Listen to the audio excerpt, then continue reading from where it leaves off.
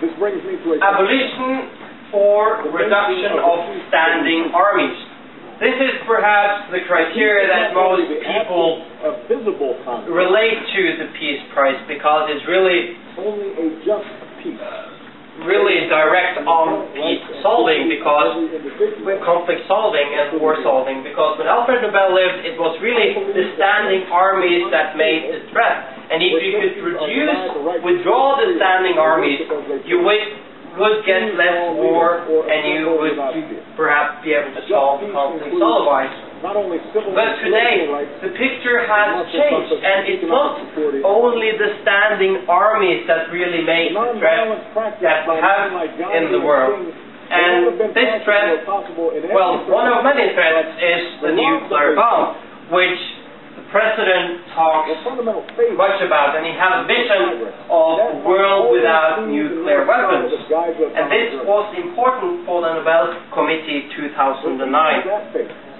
They highlighted that he already in his election campaign had promoted his thought about a world without nuclear weapons, and that he would commit to this if he would be able to have a career as a president. And he took action quite soon after he took office, initiating negotiations with Russia, Medvedev, and also announcing that he would gather the 9 nations that today have nuclear weapons and take a leading role in the process of getting them to sign a resolution. We know that the United States and Russia already have signed a resolution as a result of their negotiations.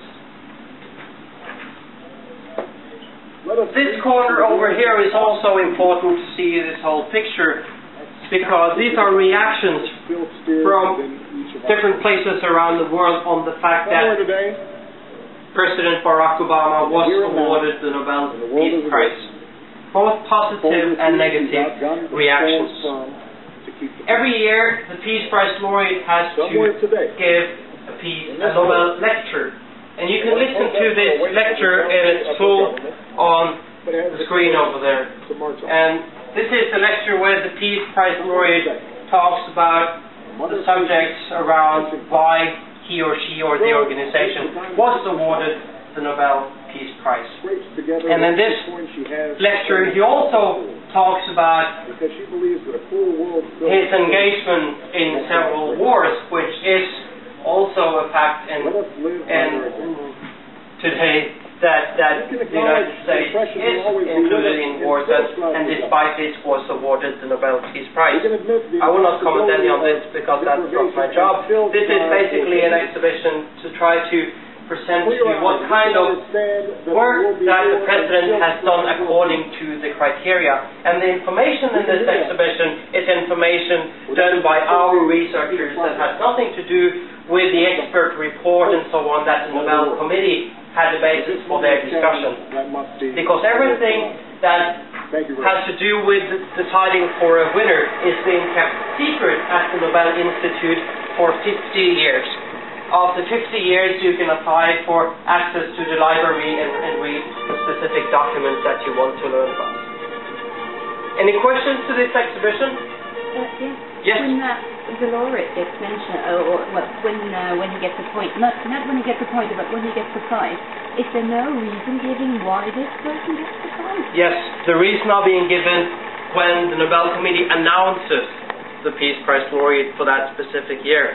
So next Friday we will get to reason why that laureate receives the Nobel Prize for 2010. So if you go, well, we have it.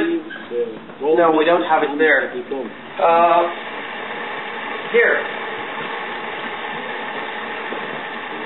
Maybe someone has to take me.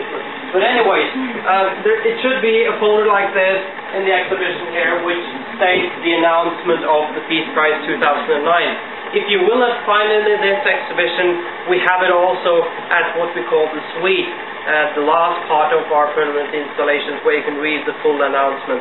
And you can read the announcement for all the Peace Prize laureates at nobelpeaceprize.org. So the reason is really being given at the announcement next Friday, and was given that second Friday in October last year also. Any no, October. So the 8th of October next week, we will get to know who's the laureate for the